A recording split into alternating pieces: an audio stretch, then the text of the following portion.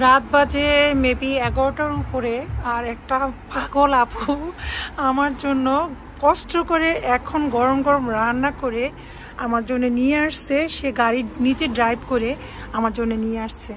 মানে আসলে ওই দিন আমি বলেছিলাম ব্লগে যে আমার একটা আপু আমার সিনিয়র একটা আপু আমার সাথেই আমাদের শোরুমে জব করে। সো ওই দিন আপু গরু মাংস রান্না করে দিয়েছিল, আমি খেয়ে অনেক মজা বলছিলাম।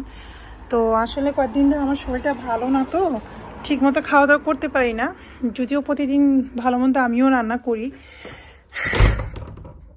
তো আপু নাকি আজকে কি জানি মাছ টাছ রান্না করছে। আমি দরজাটা আগে লাগাই, সরি দরজাটা লাগাইনি, দরজাটা লাগালাম।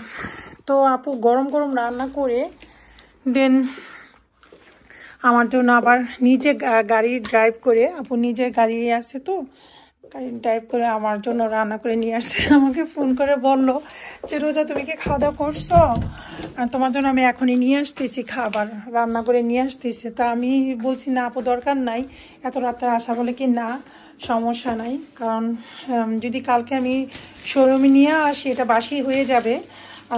আপু ভাবছে যে শেয়ারিতে আমি মনে ভাত খাই, তো শেয়ারিটা গরম গরম খাওয়ার জন্য সে এই কাজটা পাগলামিটা করছে।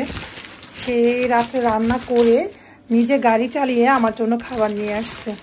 আসলে এগুলো হলো মানুষের ভালোবাসা। আলহামদুলিল্লাহ আমার ভাগ্য ভালো, আমি অনেকের ভালোবাসা এরকম পেয়ে থাকি। আপু মনে মাছ রান্না করে নিয়ে আসছে, আর এটা কি শাক রান্না করে আনছে। তো এটা মনে হয় মুরগির মাংস রান্না করে নিয়ে আসছে। পাগল, এই রাত্রে কেউ রাত্র এতটা বাজে, এই রাত্রে কেউ খাবার আনে, কি বলবো।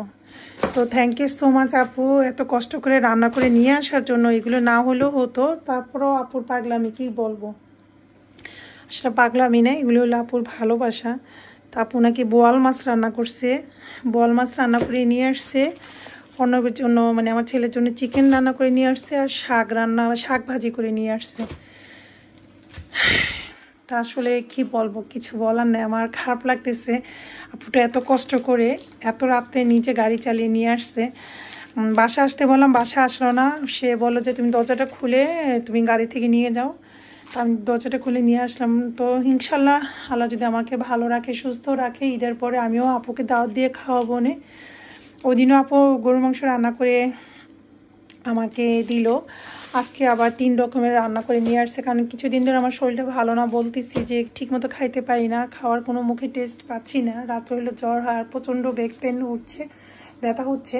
তো আমি প্রতিদিন মেডিসিন খাই খুব পাওয়ারের। তো তা মেডিসিন খাওয়ার পরে দেখা যায় কি খাবার কোনো টেস্ট থাকে না, তার মধ্যে তো রোজা রাখি, সব কিছু মিলিয়ে।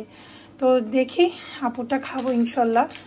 আমি জানি না আজকে ভাত খেতে পারবো কিনা শেয়ারিতে, যখনই খাই, আজ খাই বা কালকে খাই, যেদিন যে আল্লাহ রিজিকে রাখলে অবশ্যই খাবো।